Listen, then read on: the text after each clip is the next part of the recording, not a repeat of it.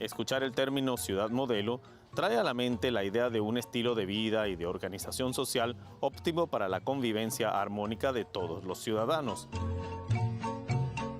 Esta es la teoría detrás de la creación de la Zona de Empleo y Desarrollo Económico, conocida como SEDE, que pretende dar autonomía absoluta a ciertas áreas de la geografía hondureña. Tener su propia jurisdicción, administrar su propio presupuesto y generar riqueza son las directrices de una iniciativa que choca con la escasa legalidad y los conflictos de pobreza y violencia típicos en Honduras. Esta semana en Cartas sobre la Mesa estamos en Tegucigalpa para hablar sobre la iniciativa de las ciudades modelos aquí en Honduras. Cuando creas un estado que es independiente, ¿verdad? Dentro de otro estado puede ser una zona para blanquear capitales.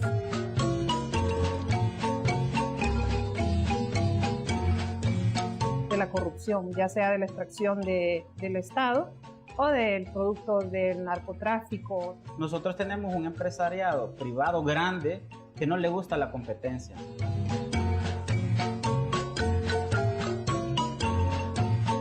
Se comportan como los narcos, se comportan como los corruptos. Cuando la gente que está en dicho terreno no quiere ceder, el Estado puede ser mediador y en caso de no querer ser mediación, puede expropiar esa tierra.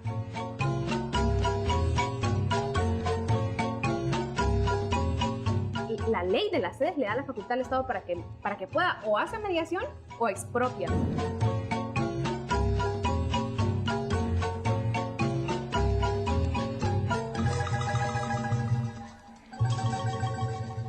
Bueno, bienvenidos a Cartas sobre la Mesa.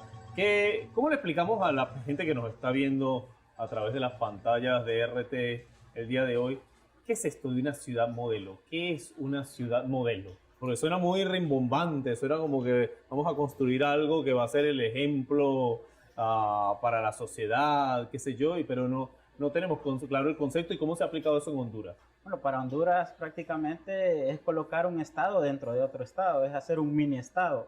Y que eso ha sido una copia, sin duda, o un modelo que han seguido de diferentes políticas a nivel mundial y sobre todo la neoliberal desde el Consenso de Washington, sobre todo por eso de disque atraer capitales, la atracción de inversión extranjera y un poco la venta de la imagen de Hong Kong, que en los años 50 se desarrolló por modelar algunas leyes, algunos reglamentos para esa producción o productividad que deberían de tener en cierta medida. Y eso ha intentado Honduras copiar desde el 2010, sobre todo ligado a un tema de debilitamiento institucional, porque al final lo que se trata de hacer es como ese modelo capitalista, sobre todo de reproducir más capitales y colocarle a los inversionistas el plato servido en la mesa. Eso podríamos decir que es una sede entre lo teórico, lo que copiamos y lo que pretendemos hacer en Honduras. Una falsa esperanza que le han vendido al pueblo hondureño como la panacea para salir del atraso, del subdesarrollo, de la miseria en la que vive el pueblo hondureño, y le han vendido la idea que al instalar un estado, como dice Ismael, dentro de otro estado con leyes especiales, con una Corte Suprema de Justicia especial para ese territorio, con un sistema económico especial para ese territorio, Honduras va a salir de la pobreza. Le dicen a la gente que va a haber empleo, que se va a generar inversión. Si no viene la inversión al Estado hondureño como tal, ¿por qué le venden la idea que a través de vender pedazos o retazos el territorio hondureño va a venir inversionista a generar empleo? Le han vendido la idea al pueblo hondureño, especialmente a la gente que vive en los territorios donde hay más pobreza, que es ahí en esas zonas costeras, donde el país tiene riquezas y hay que explotarlas, y es a través del establecimiento de empresarios, de gente que venga del exterior, de capitales, de esos capitales inmensos, de los poderes internacionales, que es que se va a venir a vender el desarrollo. Pero en el 2013 igual el Congreso, hasta donde tengo entendido, sancionó una ley que se llamaba Ley de Zonas de Empleo y Desarrollo Económico. Esa ley era la que estaba llamada a ser la que regulaba este tema de las ciudades modelos. Para que esto sucediera, se dio ese despido de los magistrados de la Corte Suprema de Justicia en el 2012. El 12 de noviembre de 2012 que es un golpe al Poder Judicial, porque estos magistrados declaran inconstitucional las ciudades modelo. Entonces vino Juan Hernández en el Congreso Nacional hábilmente, plantea a los diputados que es necesario despedir a estos magistrados de la Corte y pone ahí en puestos claves a gente que es afín a sus intereses, porque no es más que eso, y ellos aprueban la ciudad, o sea, vuelve el Congreso Nacional, le cambia el nombre y le pone Ciudades Especiales de Desarrollo, hoy conocidas como sedes.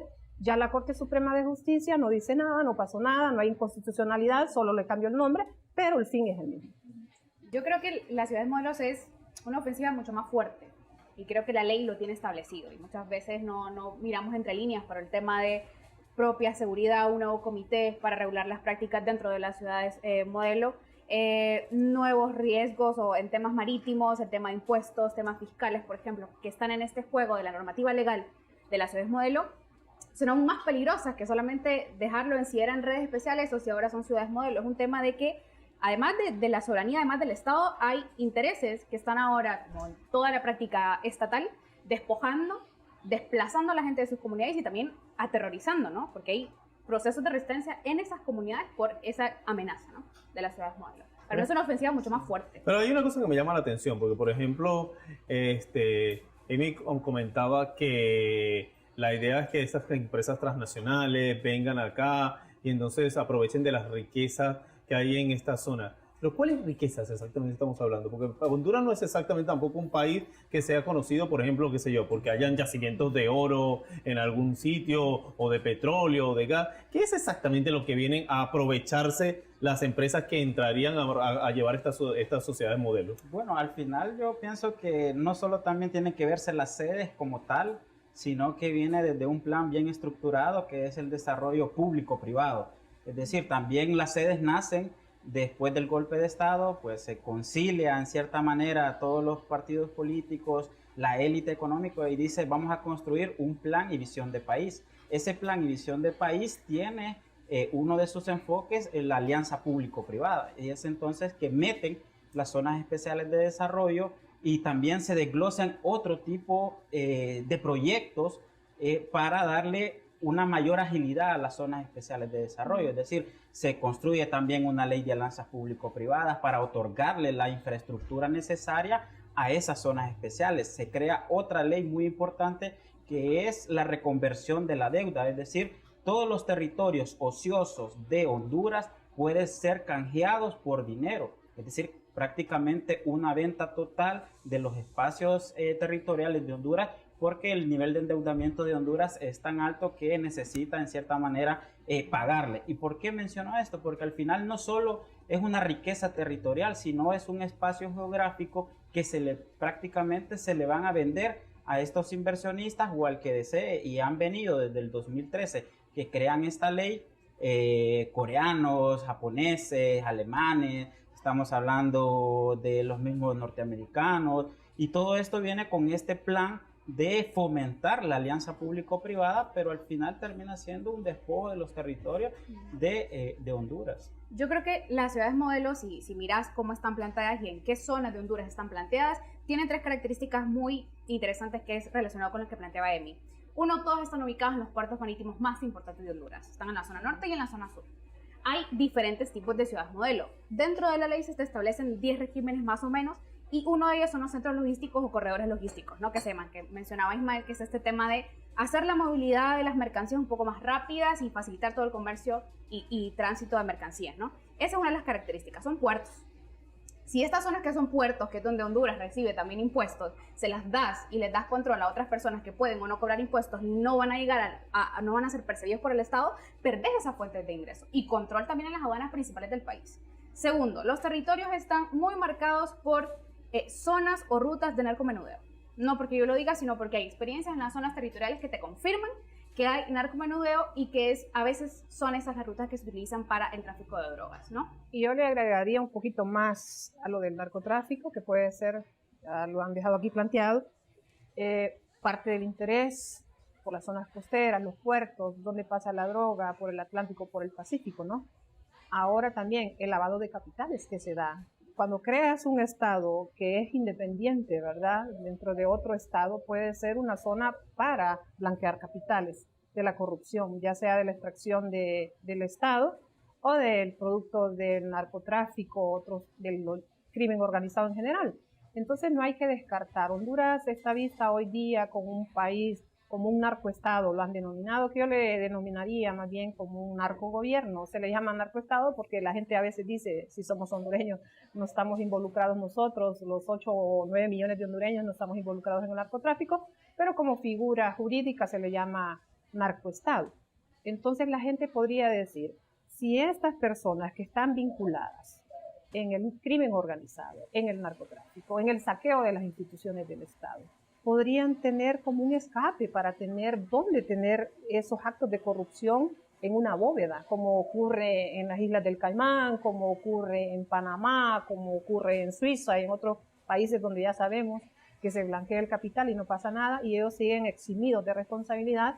Y es una parte donde yo creo que el hondureño debería de estar visualizando estas ciudades modelo. Desgraciadamente, si la gente se deja llevar por ese mensaje de que van a tener la tabla de salvación con esos proyectos, fácilmente el pueblo hondureño puede caer en esa trampa. Pero ¿a quién le da poder esta ley para decidir si alguno de estos ejemplos se lleva a cabo? Porque al final es importante señalar que las ciudades modelos todavía no hay exactamente ninguna construida aquí en Honduras. Entonces exactamente si yo quiero venir acá, yo soy un inversionista X de cualquier país y quiero negociar con el gobierno para que me permita instalar uno de estas sedes en cualquier parte de Honduras, ¿qué es lo que con quién tengo que hablar y a través de qué argumentos jurídicos se me otorga a mí esto? Ahí hay una cosa que quisiera apuntar. Existe una ley de participación ciudadana en Honduras, existen varias normativas que supuestamente el artículo 5 de la Constitución le da a la población, ¿verdad?, a tener el referéndum, el plebiscito, pero quedó dentro de esa ley que solo a las poblaciones mayores de 100,000 habitantes se les va a consultar. Ellos lo hicieron de una manera sagaz, porque esas poblaciones donde se supone que se van a instalar esas ciudades modelo son pequeñas poblaciones que no llegan ni a 20,000, a 30,000. Eso quiere decir que ellos pueden llegar arbitrariamente y sacar a la gente y disponer de lo que ¿Por qué lo dejaron arreglado? La ley se los va a facultar, porque esas poblaciones son menores de 100,000 habitantes. O sea, ellos saben que si hacen a través del plebiscito no lo van a poder lograr. Entonces ellos amarraron eso dentro de la ley para brindarse a una consulta. ¿Y por qué no ha tenido éxito? Una de las principales razones es que fue un proyecto demasiado ambicioso, una clase política y una élite económica en Honduras demasiado visionaria y por eso implementaron todo este tipo de proyectos. Es más, tuvieron asesores, premios Nobel como Paul Romer, unos chilenos, tratando de implementarse, contrataron estudios, por ejemplo, de holandeses, de zonas flotantes, y todo esto era porque era un proyecto ambicioso. Sin embargo, la clase política no pudo medir prácticamente la inversión en físico y la inversión financiera para instalarla. Tardaríamos 10, 20 años, sobre todo porque al final no va a existir un inversionista más o menos coherente con todo el señalamiento que ha tenido el Estado de Honduras desde narcotráfico. El mismo hermano del presidente fue enjuiciado por narcotráfico a gran escala en la Corte de Nueva York del Distrito Sur, y aparte los niveles de corrupción que somos casi los campeones. Entonces, bueno, eso te iba a decir, porque bueno, más allá del tema del narcotráfico, porque hay otros estados a nivel, otros países a nivel mundial que también donde el narco se apropia del Estado, como en el caso de Colombia, etcétera, etcétera. Pero en el tema jurídico hondureño es el que a mí me preocupa, porque a mí me da la impresión de que Honduras no tiene una solidez jurídica constitucional como para garantizar que no se van a cometer sin fines de abusos en estas ciudades modelos o en estos proyectos. Y hay un ejemplo muy claro. O sea, si el actual mandatario violó la Constitución para reelegirse, o alguien coherente, alguien inteligente o con la mínima inteligencia va a venir a poner su capital con un presidente que violó la Constitución. Hay que ser totalmente loco para venir a Honduras prácticamente como inversionista. Falta de confianza, creería yo, que es la que existe, ¿verdad? Por parte de esos supuestos inversionistas que podrían verse motivados a venir a Honduras a invertir en ese proyecto. Yo creo que aquí el tema de por qué no se han instalado es precisamente la inseguridad jurídica de instalarse. En la zona donde están mapeados hacerse las sedes son zonas conflictivas. Son zonas donde hay conflictos socioambientales y hay resistencias por parte de las comunidades y hay también cuestiones de crimen organizado latentes en esas zonas. Entonces creo que eso por una parte no ha permitido que se instalen y dos, es que realmente los inversionistas se han ido. Al empezar el proyecto se mencionaban que habían entre 20 y 25 inversionistas. Ahorita la última lista que sacó el Heraldo fueron de 10 empresas más o menos. 4 de ellas son nacionales, 4 empresas nacionales que desean invertir en esta zona.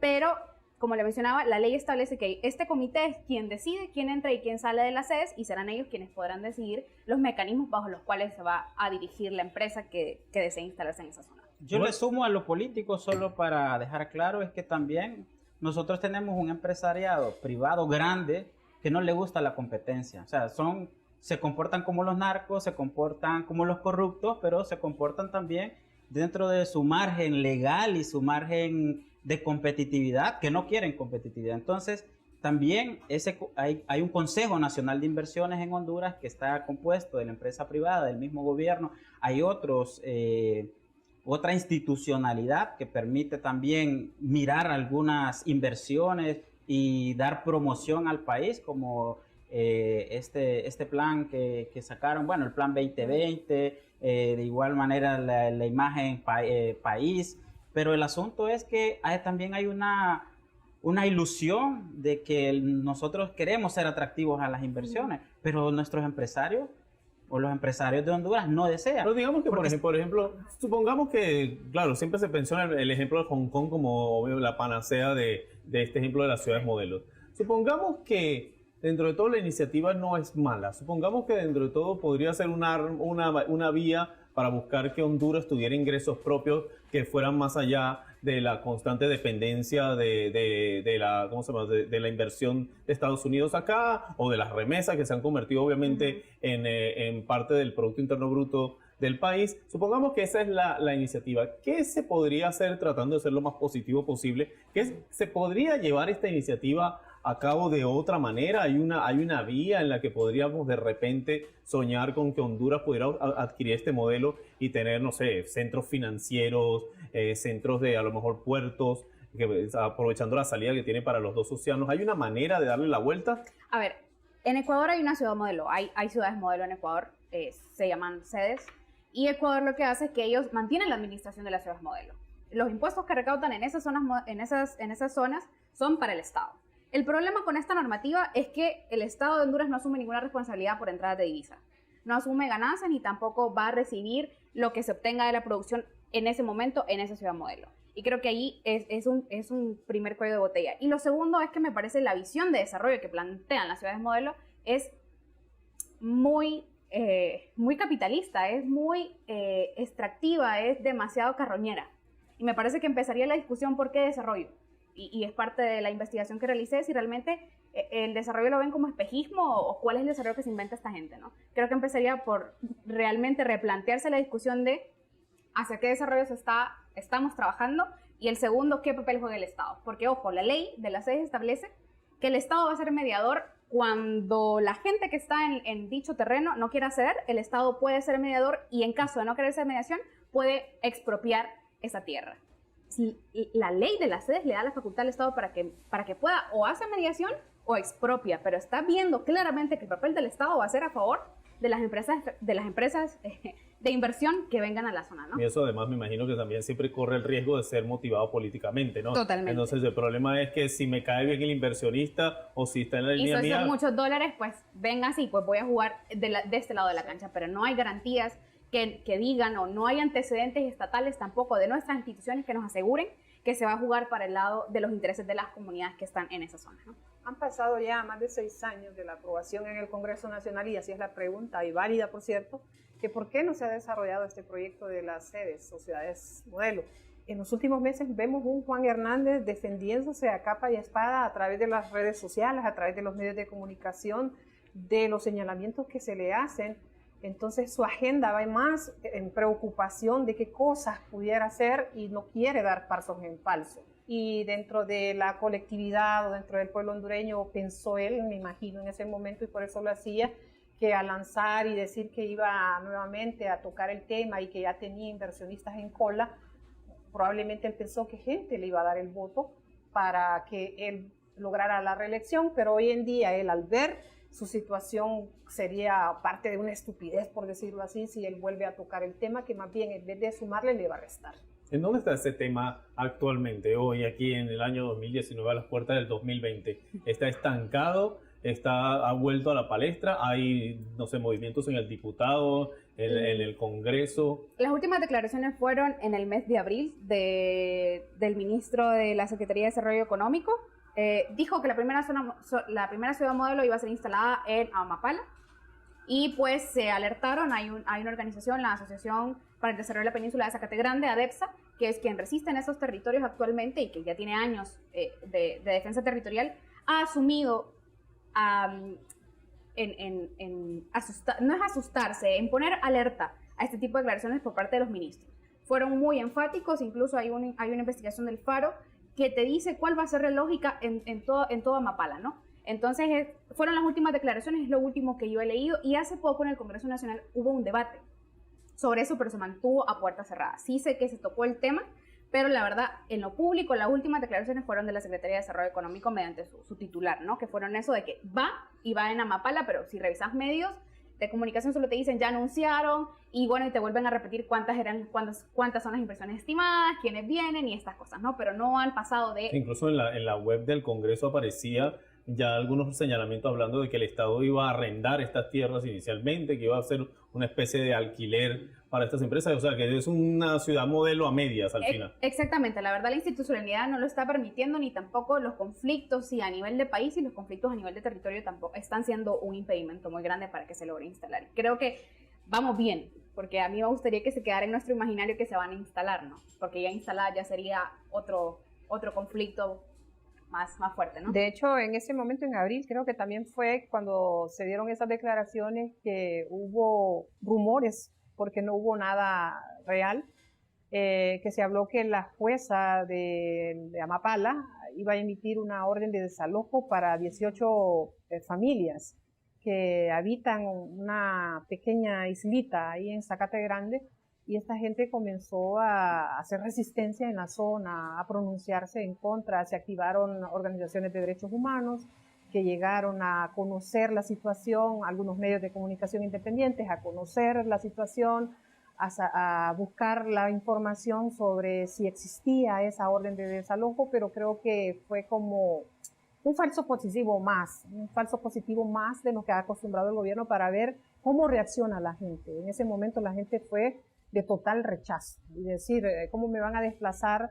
de este sector si yo tengo 50 años de vivir aquí nací, mis abuelos me dejaron esta pequeña casa, ¿verdad? O que no es mi casa, sino una covachita, como le llamamos en las zonas costeras, a Honduras así le llaman, las covachas. Entonces esta gente, ¿para dónde se va a ir? ¿Cuál era la salida que le daban? Tampoco le daban una salida, solo era desplazarse, pero la gente no sabe que tiene que irse. Es el eterno problema en América Latina, en donde también pasan este tipo de situaciones, o sea, por minería, extractivismo, bueno, usted lo puede llamar de diferentes maneras, y siempre tenemos a las comunidades que al final no se les resarce ni siquiera su vivienda, ni siquiera sus oportunidades, y se les desaloja de manera arbitraria, sin que a veces ni siquiera los estados se preocupen tampoco en buscarles soluciones, sobre todo a largo plazo, porque estas familias vienen, las sacas de su hábitat natural y después se andan preocupando porque estas personas no tienen con qué comer o dónde trabajar. No, y al final, las sedes al final es un reinvento del enclave minero, del enclave bananero, por eso fuimos llamados la República Bananera, y eso es real. Y las sedes también han sido un reinvento, por ejemplo, de la zona de libre importación, de libre exportación, de las maquilas, la manufactura. Entonces, el tema sede como tal, para mí sí está congelado, más allá de un falso positivo, de ciertas declaraciones, para que exista un desvío de la mirada de la sociedad hacia temas más importantes.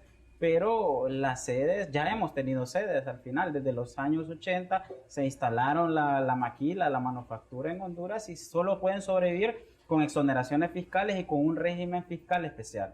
Bueno, Emi, Lucía, Ismael, les agradezco muchísimo que se hayan tomado el tiempo hoy de venir a Cartas sobre la Mesa para hablar de esto. A mí no me queda más que despedirme y esperarlos la próxima semana en Cartas sobre la Mesa.